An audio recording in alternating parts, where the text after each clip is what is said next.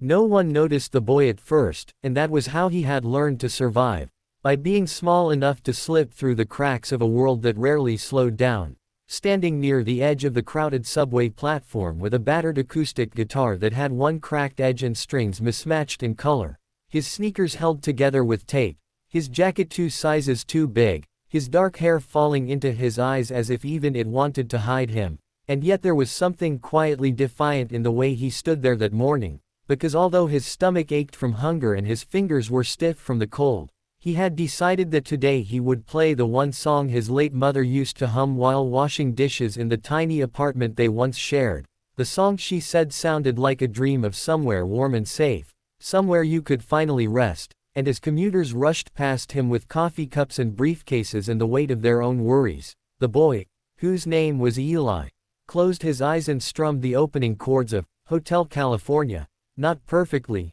not polished, but honestly, and the sound that rose from that cheap guitar was thin at first, almost fragile, until his voice joined in, soft and unsure, carrying a trembling vulnerability that felt like a confession rather than a performance. And something strange happened in that underground tunnel where people usually avoided eye contact, because one woman slowed her steps, then a man stopped checking his phone, then a child tugged at his father's sleeve, and gradually the rush softened into a hush as Eli's voice grew steadier, warmer, as if each note was building a small shelter against the noise of the world. And when he sang about a dark desert highway and a cool wind in his hair, you could hear not just the lyrics but a longing so deep it seemed to echo off the tiled walls, the longing of a boy who had slept in shelters and cars, who had learned the taste of canned soup and disappointment, who had watched his mother fade away in a hospital room that smelled like antiseptic and sorrow while promising him that music could still carry him somewhere better. And as he reached the chorus, his voice lifted,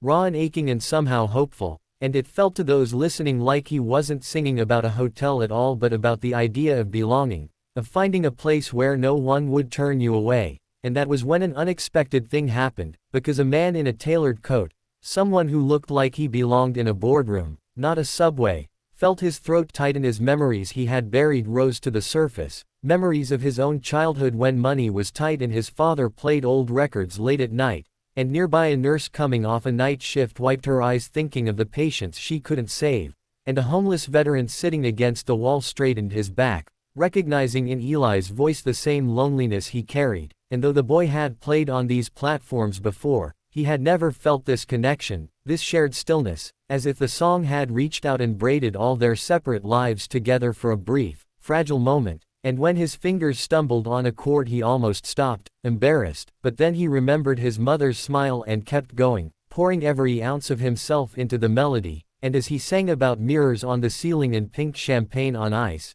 his voice cracked, not from weakness but from emotion, and that crack somehow made the song more beautiful, more human. And when he reached the line about being prisoners of their own device, there was a collective intake of breath among the listeners, because it felt like he was speaking directly to the quiet cages they all carried inside. And by the time the final notes faded, the platform was silent in a way it never was, a reverent silence that seemed to honor not just the song but the courage it took for this poor kid to stand there and offer his heart to strangers. And then, slowly at first, applause broke out. Not the polite kind but the kind that comes from somewhere deep and honest. And Eli opened his eyes, startled, his cheeks burning as he saw faces looking back at him not with pity but with respect, and coins and bills began to drop into his open guitar case, more than he had ever seen. But what mattered more was what happened next, because the man in the tailored coat stepped forward and knelt to Eli's level, his voice gentle as he told him that his singing had reminded him why he once loved music before life hardened him. And a woman offered him a sandwich and a warm smile. And the veteran nodded at him like one soldier to another, and in that moment Eli felt something shift inside him, a realization that kindness could appear in unexpected places, that generosity didn't always roar but sometimes arrived quietly,